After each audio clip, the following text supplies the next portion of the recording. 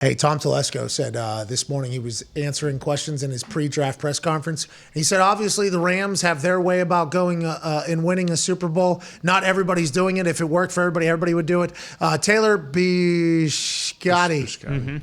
Bisciotti is reporting the Chargers GM Tom Telesco said if there was only one way to build a Super Bowl team, we would all take that exact same path. Obviously, the Rams did their path and it worked great. They won the Super Bowl. It hasn't really changed the value of the first round pick, at least for me. We chatted with him about this because they were a little bit more aggressive in free agency. Is he changing it around? He just said that the way the salary cap was with the money they had, he was, adapting a little bit but keeping his same traditional route. And remember, Bill Polian, the tree that he came from, massive in the draft, 4, 5, 6, 7. That's where Bill Polian, like 3 through 7, Bill Polian found home runs. Boom, boom, boom. So the entire draft process is something I think Tom Telesco puts a lot of stock in. And I assume he's answering questions because he shares a stadium with a team that don't give a fuck about draft picks. They actually just made a full motion picture movie about not caring about draft picks, and maybe they steal the draft this year somehow after winning the Super Bowl and all the boys were in it. It was awesome. Just two very different styles there in Los Angeles, AJ. Yeah, do you think the Rams, I guess they kind of have to stick with this formula because they don't have many picks moving forward, but do you think they'll eventually come back around and be, I guess, more conservative and do it more through the draft? New leadership, right? We'd have to find new leadership. I don't know how you have a Super Bowl, win a Super Bowl, have the success you have in this particular fashion, then just decide, I'm going to change in the middle of it. Tom Telesco's career highs have come from working in this particular fashion through the draft mattering and everything like that, so he's probably going to stick with it. I think as the generational turn happens with the general manager roles and the front office roles, I think that's when we'll start seeing people get a little bit more Les Snead-like and a lot less like the draft matters, folks. I could be wrong because I think I even asked Telesco, hey, who gives a fuck about any of these picks? Stats say 80% of this entire draft is going to stink. If you can get a veteran that's a known player, a guy that knows the league, is going to be good for your team and people why would you not send all of your picks there? And it's because you can get somebody for cheap. You can find a diamond in the rough. You can develop a player. All of that whole thing is the kind of the old school And model. It always doesn't work out when you go after high-priced free agents. I mean, unfortunately, they get hurt sometimes. Like if you have a couple big injuries for free agents that you sign, that could set you back a while. Yeah, it's been working for people though lately, hasn't it? No, I think it's great. I love the plan. I think the best they just adjust with how each year, like each year, free agent, like the crop that's out there available, whoever's in the draft, like it all depends. Like as you say, situations are situational. Whoa. I think that's how it is when you run a team. You got to look around. Like okay, this year, there's a bunch of good free agents out there that are good values. Some years that might not be the case. Look at the Rams though. Look at the Bucs. Look at the Chiefs. They're paying people. Yeah. I mean. It seems like the run of success is you got to go. You got to really. You got to get. If you don't have your quarterback, you have to get your quarterback first, and then you go. And if you don't have a quarterback, you are fucking doing everything you can to find a quarterback. Good for Denver, by the way. Yeah. Need a quarterback. They looked into every single situation of a quarterback being available, and whenever everything else didn't work out, they're like, all right, Seattle, what do you need from us to make this happen? We will make this happen.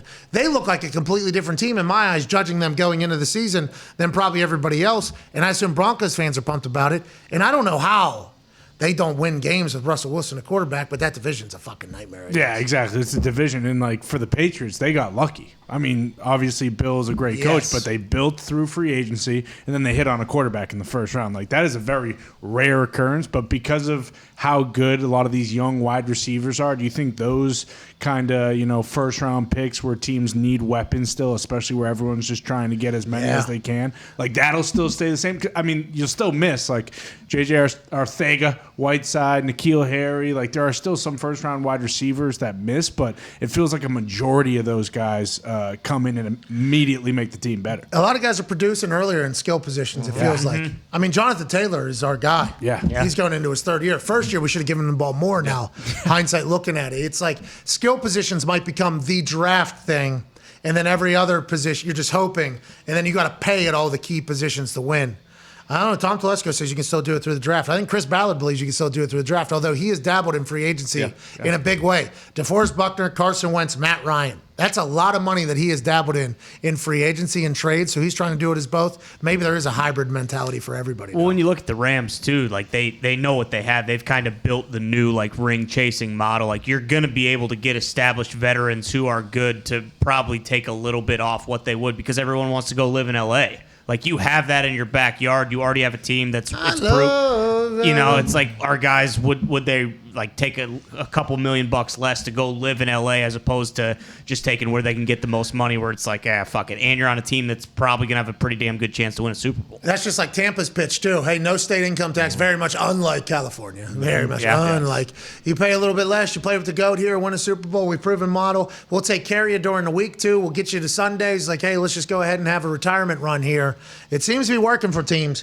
But until some team builds through the draft and continues to have success, I think you're going to see a lot more people start to trend in that direction of fuck these picks, AJ.